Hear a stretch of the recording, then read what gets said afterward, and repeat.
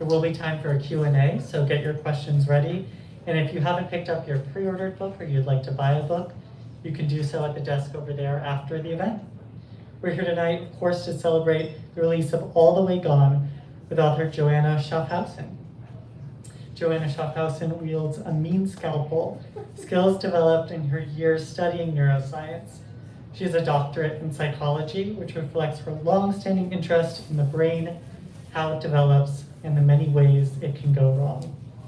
Previously, she worked for ABC News, writing for programs such as World News Tonight, Good Morning America, and 2020. She lives here in Boston with her husband and daughter. Oh, they moved. They're there. All the Way Gone is the fourth installment in the beloved Detective Annalisa Vega series. Is there such thing as a good sociopath?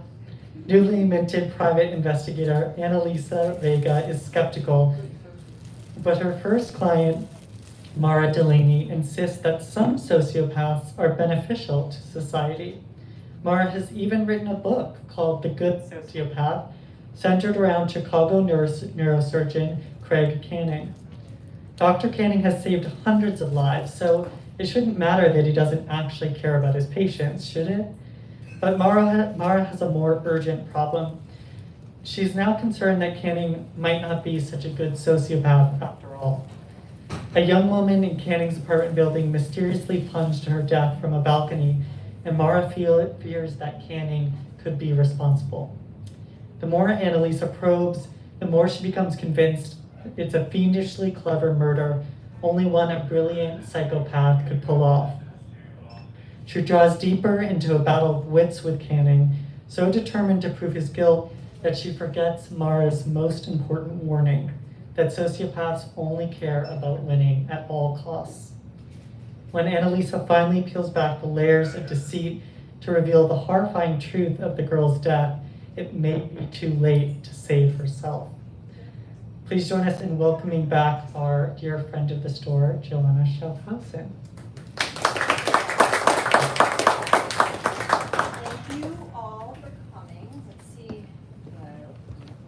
Hello, there we go. Thank you so much for coming and giving up one of the few lower humidity evenings that we've enjoyed this summer to spend time with me and Annalisa. I'm going to start off by drawing your attention to these cards over here. So as Silas mentioned, this is the fourth book, and previously we had number 1, Gone for Good, number 2, Long Gone, number 3, Dead and Gone, and number 4, All the Way Gone. There is a prize for the person who can spot the pattern here. And it's not just 1, 2, 3, 4.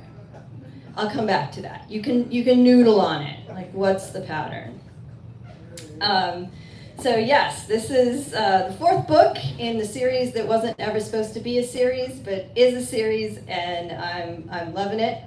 Annalisa has left the police force. She's now hung out her shingle as a private investigator, and the very first client is somebody who is concerned. She centered her whole book about the good sociopath around a guy who might not be a good sociopath after all. So I'm going to read just a little bit because some people really like the reading from the beginning. It introduces Ruth, who's one of my favorite characters in the book. The day the girl fell from the sky started like any other for Ruth Gold Bernstein because she preferred it that way. She ate the same breakfast Sunday through Friday, which consisted of a soft-boiled egg, a slice of wheat toast, and half of a navel orange.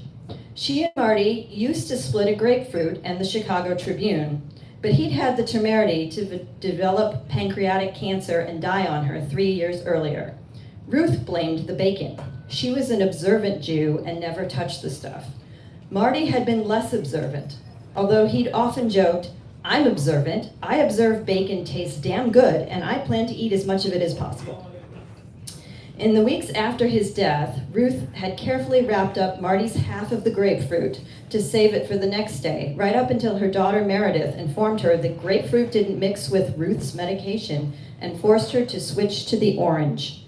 a small resentment Ruth choked down every morning with her toast and black coffee.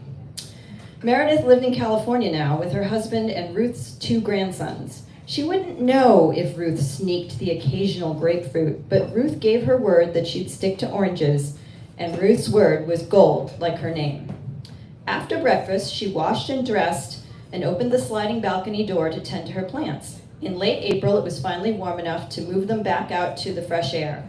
Weather permitting, Ruth took her afternoon tea on the expansive balcony, watching the comings and goings of the courtyard below, and she swore she could see the plants unfurl their tender green leaves toward the sun, exhaling at the arrival of spring.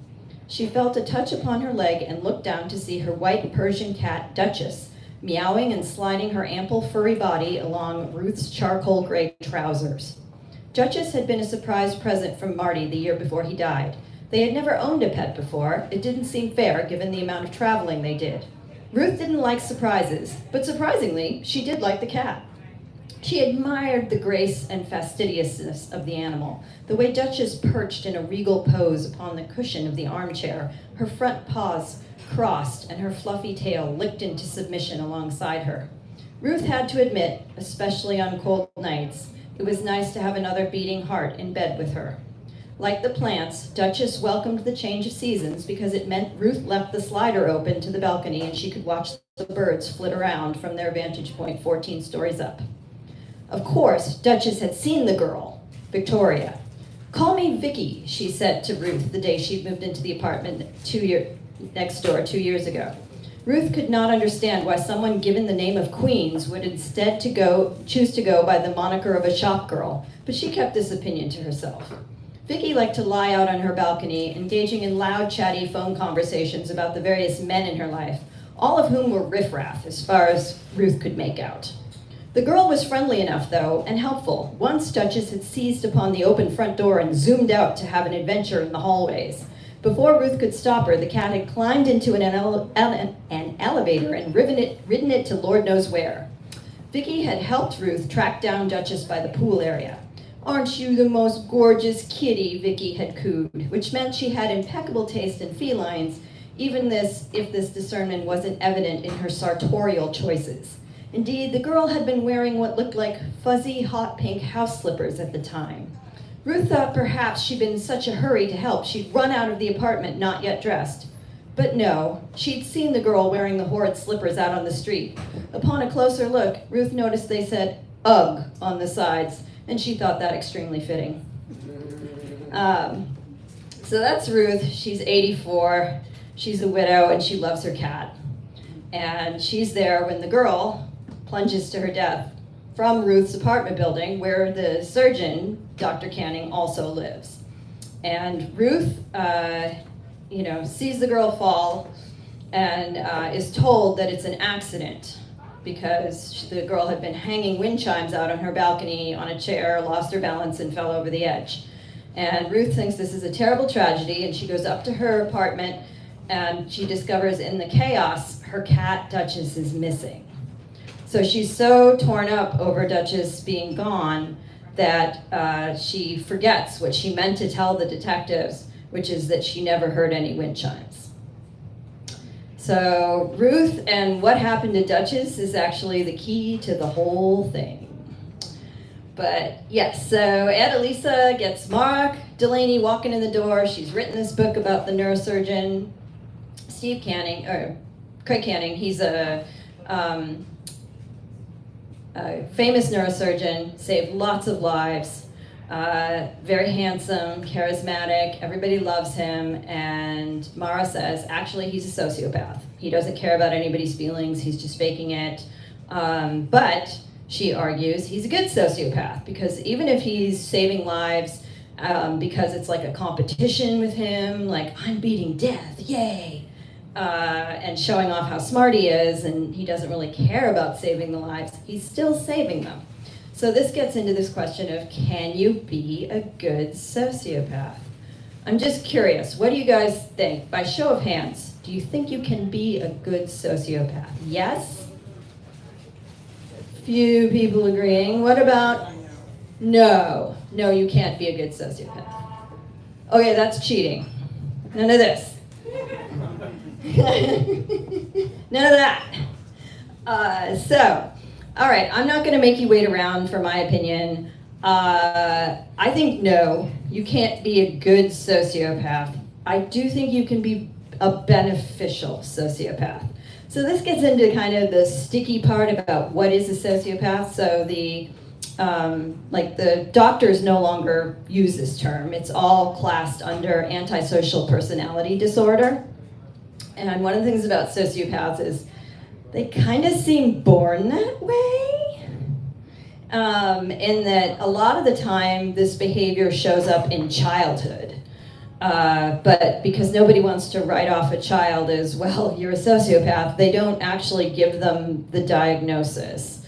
There's sort of subcategories for that. But antisocial personality is kind of an umbrella term for a lot of different traits.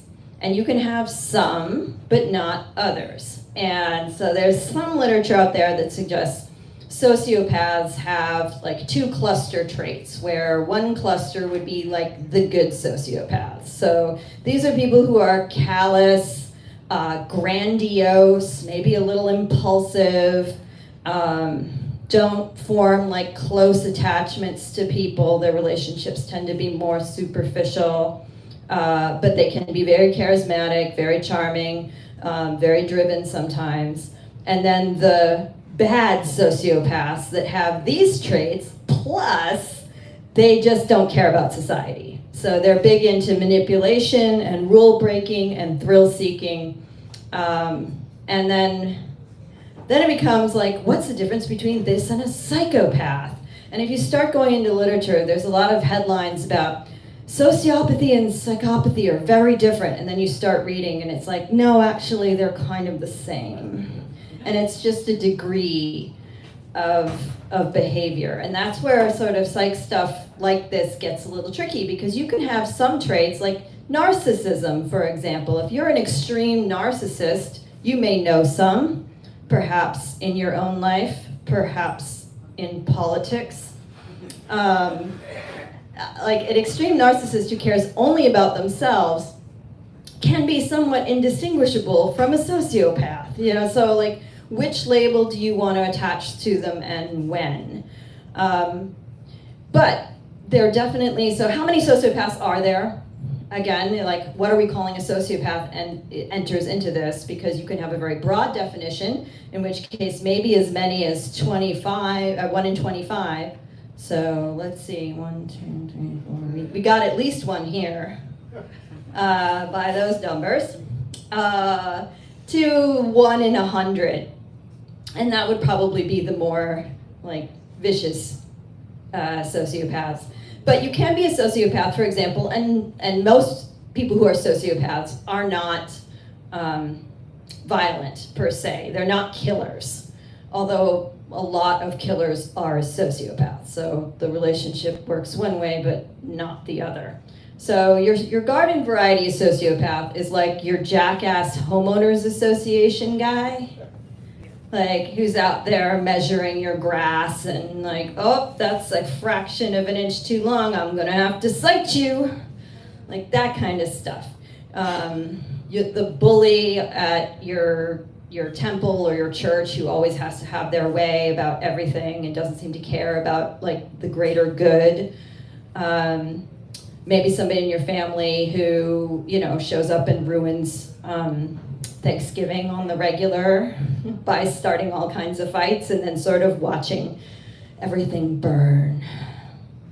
So this is where both sociopaths are like. And so where I come down, because I had to answer this for myself, is like, can you be a good sociopath? So to me, a good person is somebody who cares about the world and cares about other people. And I don't think sociopaths are capable of this. So can they be good? No. Can they be beneficial? Yes. So surgeon, for example, is one of those jobs that would be like useful to have some sociopathy as your makeup, because cutting into a human being takes some chutzpah. Like you gotta have a steel spine for that, right? So if you don't really have a lot of empathy, taking a knife and slicing into somebody, like most of us, when we even imagine it, we sort of cringe because we feel the pain of the person we're cutting. And if you're a sociopath, you don't feel that pain, which means your brain is free to do the, oh no, see, like this goes here and I have to sew up here, and it can make you very efficient and good at your job. So are all surgeons sociopaths? Heck no. Some of them are just really good at compartmentalizing. But surgeon is this profession where if you test them, they're like high-end sociopaths. Another one, funeral directors. So you could imagine, again, like not going to pieces every time a family comes in and is very upset about their lost loved one. You can't be crying with them all the time. You have to have like that superficial, oh, I'm very sorry for your loss. But if you are really torn up by all of this death and all of the people who are crying in your office, you actually aren't going to be able to help them very much. So this is another trait or another profession where sociopaths are more prevalent. So other things that get thrown around like generals, CEOs, you can make arguments, I think, for and against, like whether being a ruthless CEO is a good thing for profits, yes. For the good of the world, But that's a place where people with sociopathy or sociopathic traits often shine because you have to step over a lot of people to rise to the top. Okay, so that's sociopaths. I'm going to circle back here to my little quiz. We got gone for good, long gone, dead and gone, all the way gone. Anybody have any idea what the pattern is? Yes? Okay, yes, that on the covers you are correct. So the covers all have doors and windows of a kind on them, and that's to try and give them a look, like a uniform look to mark it as a series. It also has the same font, and the colors vary, and the exact kind of door or window is kind of tweaked to match. Like Dead and Gone takes place largely on a college campus, so it looks kind of campusy. For this one, All the Way Gone, you can see they've got a balcony there, and that's referencing the opening incident with Vicky falling off to her death. So that's correct, but it is not the secret pattern. The secret pattern has to do with the words. Yes, another guess? Well, if you do a fifth book, is it going to have a really long title? So the fifth book is done. It does not have a really long title, but you might be onto something. What is your Gone is the first word, and number two, gone is the second. Three, gone is the third word, and in this one, All the Way Gone. Yes, we have a winner. So if you notice, so in book one, it's gone for good. Gone is the first word. In book two, long gone, it's 2 words, and gone is the second one. Third one, 3 words, and gone is the third one. And in 4, it is the 4th word. So you win the prize, which is a $50 gift certificate to the store. Oh. Shame I already bought my book. Yeah, well, now you can buy some more books. We love book buying. Okay, I have to confess something, though. I didn't do this intentionally. And one of my young readers pointed this out to me, asking if it was intentional. And it was not, although I was moving Gone around intentionally to try and make the book sound a little different. And for book 5, it's actually looping back around again. The title's Gone in the Night. And so it's back to number 1. Because we're getting a little long there with the titles. That's why I asked. Yes. So All the Way Gone is actually, the reason that's the title is it is a euphemism for nuts and crazy, which is one theory about like what our surgeon, Craig Canning, is. He's been described as all the way gone. Let's see. I think that's most of what I wanted to communicate. Do you have any questions? About sociopathy, about writing? I'm unusually honest about writing, so if you have any questions about, publishing, writing, yes, you, sir. I can't imagine you have a question you haven't asked me, but... How do you come up with the titles? How do I come up with the titles? I hate titles. They're almost always last for me, and the book is usually called something like I Hate Titles, Book 4. My current manuscript is called Here We Go Again. And then for Annalisa though, it has to have gone in the title, and I'm kind of running out of gone things. Yes. Name that next book, Going, Gone. Going, Going, Gone. We'll have to set it at an auction, and then it would really work, I think. Yes. One question about the title. Did you decide with this, because this wasn't going to be a series, right? That is correct. So It was not an Did you issue. decide with the second book right away to use the word gone in it, or did it just, when did you decide this was going to be your thing? Yes, the second book obviously repeats gone, and I know my publisher frequently likes that sort of thing. It's usually more of a cozy type thing, not a mystery thriller. But I didn't think it was going to be a long series. I still don't. I still suspect 5 is the end. We'll see. And don't worry, I'll write something else. But I will see. There could be more. I don't know. But I am sort of scraping the barrel on the gone titles at this point. I'm sorry, was there a second part to that question? That's a different question. So when you were developing the character, the Craig character, what were the traits of sociopathy that you used to sort of develop the character? So the questionnaire, what are the traits of sociopathy that I used for Craig Canning, the neurosurgeon? And he comes mostly, right, at least to all appearances, on the good side. So he has the cluster 1, the type 1 traits, where he can be a little callous. There's a famous memoir of a professor out there who was studying psychopathy and sociopathy and its neural correlates, which there are some neural correlates. There isn't a test. It's not like you break your arm and you can say, that person has a broken arm. There's nothing you can say oh, that person's definitely a sociopath. And similarly, you can't just patch him up with a cast and be like, you're not a sociopath anymore. It pretty much is incurable. It can just be managed, where you try and convince the sociopath that hey, it's better for you to stay out of jail. How about you follow society's rules? And that'll work for you too.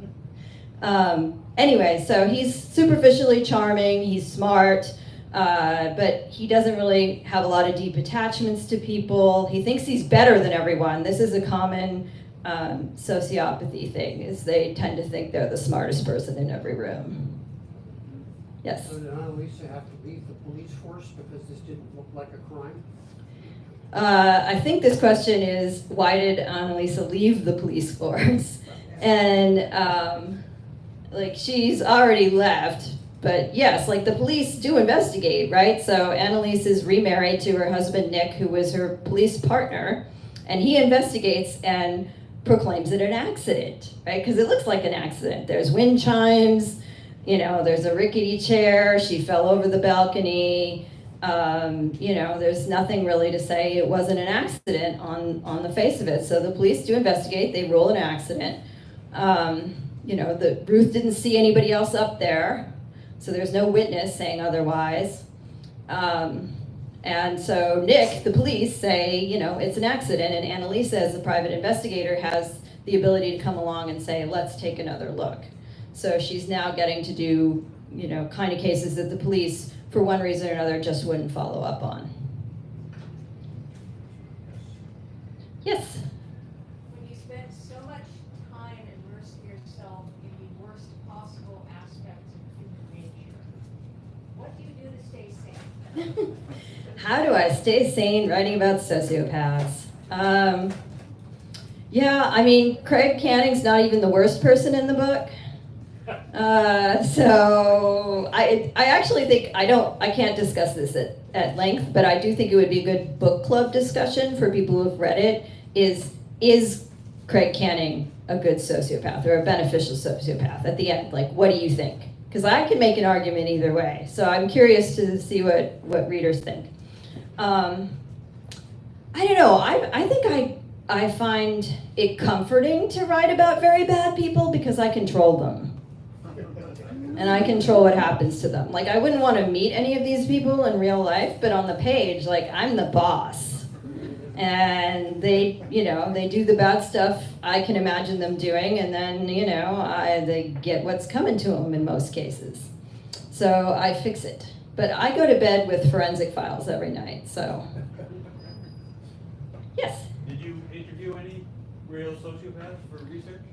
I mean, not intentionally.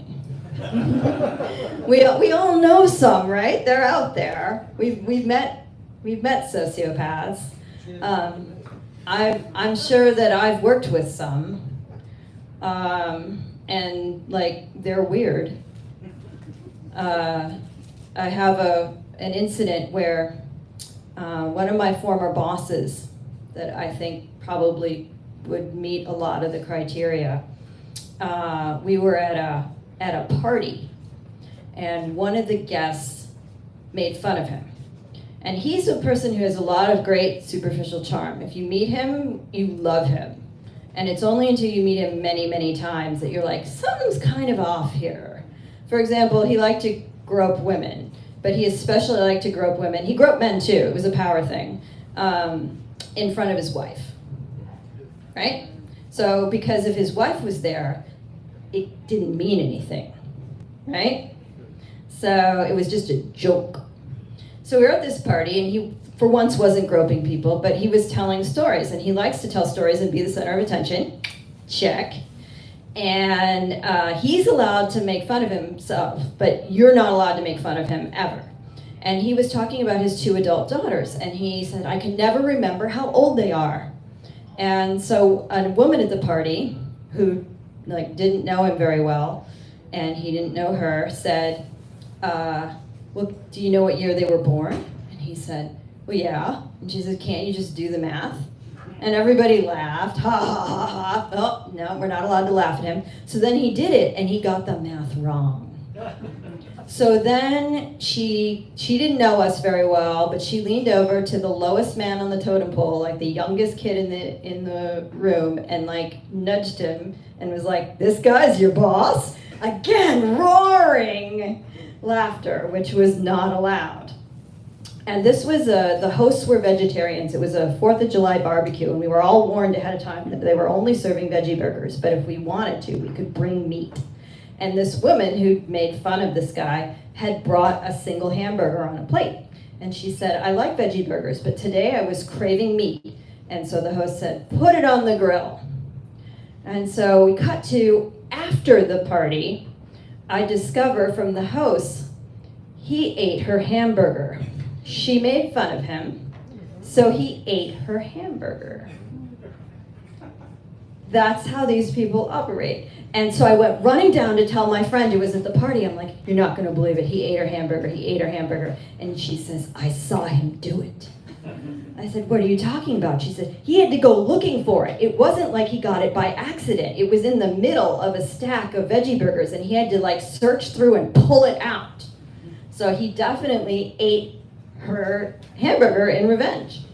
And so, did I interview a sociopath? No. Have I seen one up close? You betcha.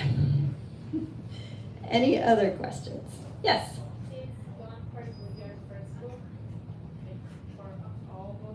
Oh, all books? No. I have other 5-book series, the Ellery Hathaway series. And the first book, which is my very first book, is The Vanishing Season in that one.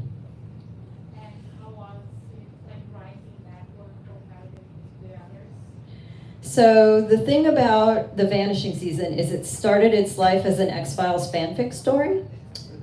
And then I had to take Mulder and Scully out of it and rewrite it from the ground up. And so it was an X-Files fanfic story like back in 2000-ish. And it didn't come out in published form till 2017. So I had a lot of time in between. And I'd poke at it sporadically, but I didn't really get down to working on it until summer 2015. And my eyes were on this contest that the Mystery Writers of America and my publisher has every year, where if you are an unpublished crime writer, you can send in your manuscript. They usually get between $350 and $500 a year. And the judges from the Mystery Writers of America narrow it down to like a handful of winners. They go on to the publisher, and if the publisher likes one of them well enough, they publish it. And in 2016, that was me. I won. So that was my like winning the lottery moment. And it was funny because the publishing director called me to tell me that I won, and she's like, where did you come from? And I'm like, Waltham? Like what? And she's like, no. Where did you learn how to write? And I thought for a minute, I'm like, should I tell her? And I'm like, X-Files fan fiction. And they totally almost got me in trouble too. But that's a separate story. Like I almost got sued. Yes. Are you an outliner or a pantser? Ah, the plotter versus pantser question. I'm a plantser. If you imagine the plotter is the person who plans every scene out, like A, B, C, D, E, all the way to Z. And then the pantser is fly by the seat of your pants. They just sit down and like, A, and go. Let's see what happens. And they just start writing. And I'm in between where I know like A, B, G, K, L, M, P, Y, Z. So I always know where I'm going. I know a couple of the big twists that I want to put in, but I also leave room for organic things to happen. Like the Ellery books, my first series are dual narrated by Ellery, the police detective, and Reed Markham, an FBI agent. And in one of the books, Reed gets shot, and I didn't know that until it was happening. Like, oh my God, somebody's shooting Reed! I would have warned him if I knew it was coming. But. So I always leave room for something like discovery. There has to be some discovery left, or it's just boring. I just look at my outline, and I'm like, well, I've written it already. Yes, in the back. Hi. I was wondering, so this is a question about writing unlikable characters who are generally not good people, but you write about them anyway. How do you get people to read, like be invested in these people who, like you wouldn't want to meet them, but like they're entertaining to read about? Well, yeah, like we all love Darth Vader, right? Yeah. You know, in the sense that like when he's on screen, you don't love what he's doing, but you want to see what he's doing next. And I think that's sort of the key to the antagonist. I mean, usually you're rooting for their downfall in a mystery. At heart, mysteries are some kind of injustice has happened. And we're not sure what or how or who sometimes, but we want it fixed. And so in walks our protagonist who's going to somehow make it right. And so there's that, where people are interested to see, like, how does this get fixed? And then there's the part where I alluded to this a little bit earlier. Sociopathy exists on a scale. It's not like, you know, you either have it or you don't. There's definitely some people who act like sociopaths sometimes and not at other times. But they probably wouldn't meet like the full diagnostic criteria, which is to say all of us maybe have some of these traits at some time and can relate sometimes. You know, like the person cuts you off in traffic and you briefly like fantasize about following them home and taking a bat to their car, you know, or maybe that's just me. But like you fantasize about it, but you don't actually do it. In some cases, the antagonist is acting out our darkest fantasies, and so we're not necessarily rooting for them, but we do find them strangely compelling. Any other questions? Yes? If you were going to create a book about a female sociopath, what do you think would be the differences? The way you described the male sociopaths here, you can see the hamburger and that happening. Mm-hmm. Would there be a different set of social things that would be more subtle, different, more indirect? Would that be a difficult character, or a different character from that sounds like your male sociopath in this book? So the question is about female sociopaths and whether they're different from male sociopaths. There's fewer of them. So sociopathy is generally 3-to-1 male to female. But it is totally possible to be female and be a sociopath. And the core traits are again, pretty similar. When you're thinking that for the most part, these aren't killers. Like generally when they get into killing, that's where you are like psychopaths as opposed to sociopaths. But in terms of the core traits of a sociopath, of like the callousness, the not caring about other people, the thinking they're the smartest one in the room, the being really manipulative. So the kind of behaviors that a female might use to manipulate others might be different from the ones that a male uses, but at core there's still manipulation. So they're more similar than they are different. I will say one question, in fact the only question my editor had about the book was, shouldn't one sociopath be able to like see and diagnose another? Like shouldn't they be able to like recognize, oh, I see what you're putting down because that's me too? And the answer is no, because the very traits of the sociopath are that they're very me-focused, right? They basically see other people as non-interactive players in a video game, like non-player characters, where you approach them as the player and your job is to like defeat them or get something from them. And so in as much as they think about what other people are thinking at all, they think everybody else thinks like them, and it's like a zero-sum game, so you're always looking to like get one over on the other person, or they're chumps. Like you're just somebody to use, you're a chump. But they're not sort of sitting there thinking, I see your skill set, it is also my skill set. And like this is one of the things that makes them hard to get into treatment, is they don't think there's anything wrong with them. They think they're rocking it. You know, 1 in 25, it's amazing, there are over 400 in Congress. I know, right? Well, I mean, so one of the traits that you have to have kind of to be somebody who's like running for a high office is to have a pretty high opinion of yourself, right? I should be in charge of other people, lots of other people. I should make laws. I should whatever. And, that's one of the like checks. Like it's not all, but it's like one of them. So, definitely like wanting to have power over other people is part of it. So I think I mentioned this in the book. I wrote this a year ago. Police actually have a higher rate of sociopathy than the general population. Yes? Another sociopathy question.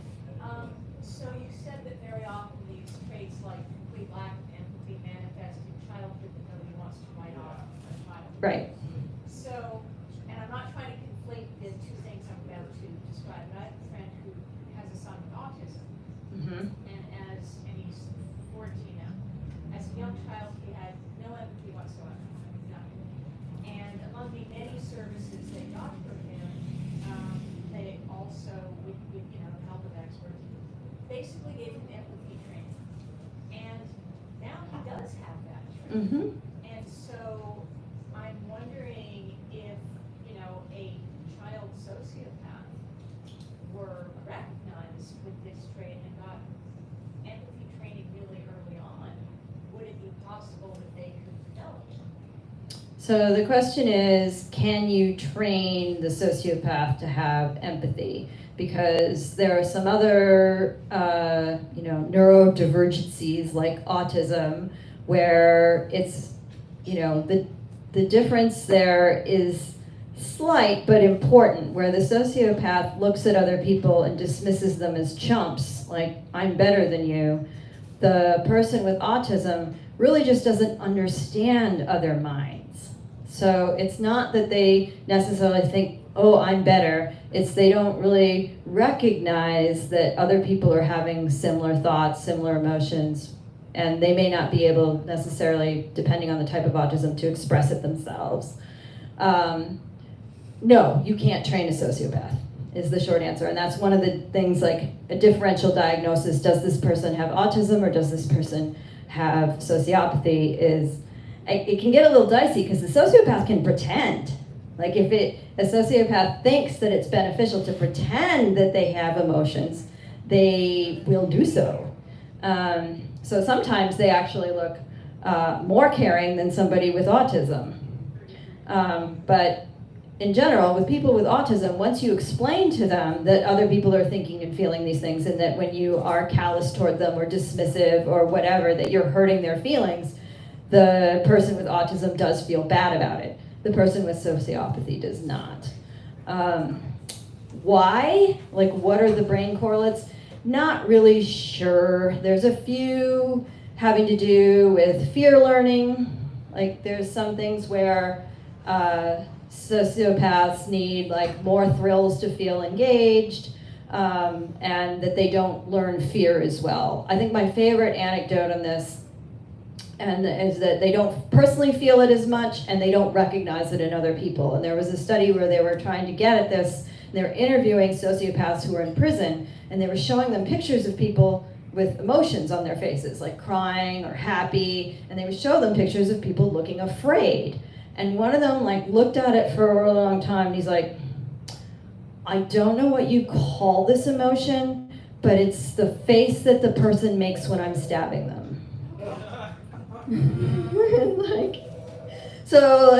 They recognize what it is, but they can't name it, they don't feel it. So there are some things with it, brain scans and stuff, where you can look at like the neural correlates of fear and see differences. But again, like people who really enjoy jumping out of airplanes as a hobby also don't necessarily show the same kind of fear response. And they do show obviously high thrill seeking, but they can have perfectly normal lives. They can be, happily married, they can have normal empathy. So this is where it gets tricky. There's no one gene, there's no one brain scan, there's no diagnostic test where you can for sure say this person has sociopathy and this person does not. It's like a study over time and looking at how durable the behaviors are and how many of them are present. And yes, unfortunately with children, what they're looking at now, with some of them, these behaviors will show up very young, where they might try to hurt a pet or a sibling. And so obviously the parents get alarmed, they get them into treatment, and they do work trying to explain, no, humans don't work the way your brain works, they work like this. And when you stab your little brother, that's bad, and you're gonna be punished for it, and you're not gonna like the punishment. So how about you not stab him? And that's kind of the treatment for sociopaths. Like, you can try and give them drugs to counter their impulsivity. They often will have substance disorders, so like drugs and alcohol, because this is sort of part of drug seeking or thrill seeking. And sometimes crossing boundaries, that sort of thing. So you can treat that separately, but the sociopathy itself is not really treatable, and you just have to try and convince them, no, it's better for you on the right side of the law. Like, when you don't hit your spouse, you don't get arrested. You don't like being in jail, so maybe don't do that. Find another way to cope with your feelings. And there's some success with that, early, you can sort of move the sociopaths, nudge them onto like the more, hey, society, you could be part of it. It's not all bad. And they will, some of them will play ball and at least reduce the troublesome behaviors that go along with sociopathy. They might still be like an a-hole at Thanksgiving though. Sorry. Yes?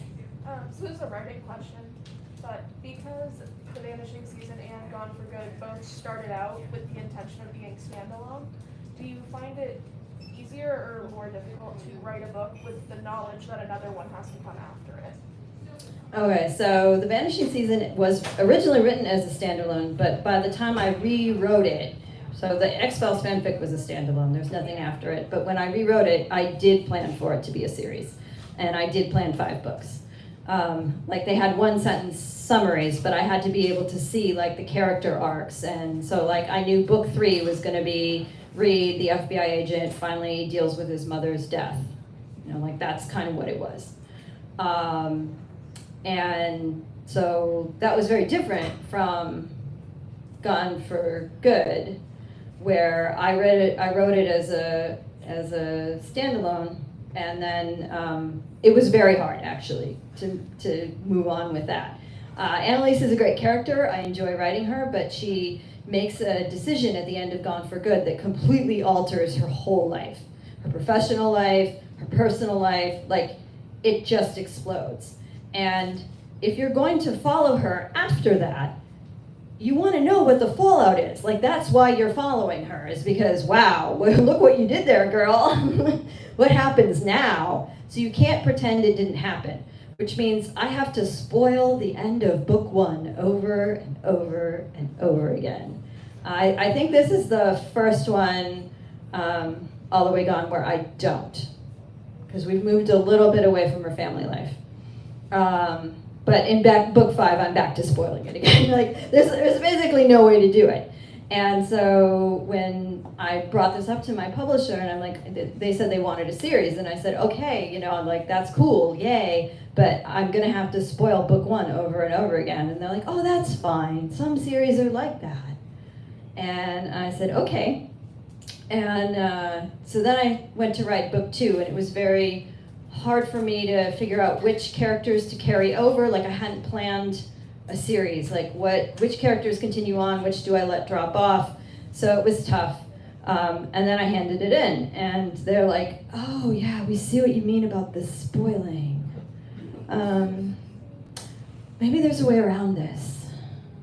What if she got amnesia? And I'm like, no. Because again, like if we're continuing on with her as a character, it's because you want to see what happened with her decision. And to pretend it didn't happen, like negates the whole point of carrying on with her character. And they're like, okay, yes, we see what you mean. And we came to an agreement, and that became long gone, yeah. And now it's just sort of part of the series. Like it's built in. Like the Ellery books, there's character development that goes across them, so it's better to start with the first one and read on, but you can drop into any one of them and it won't spoil you for the other books. This one, unfortunately, you really should start with book 1, except for the 4th one, that can be read out of order. I don't spoil the first book. Okay, I think that's it. Thank you so much for coming. I'm happy to sign any books.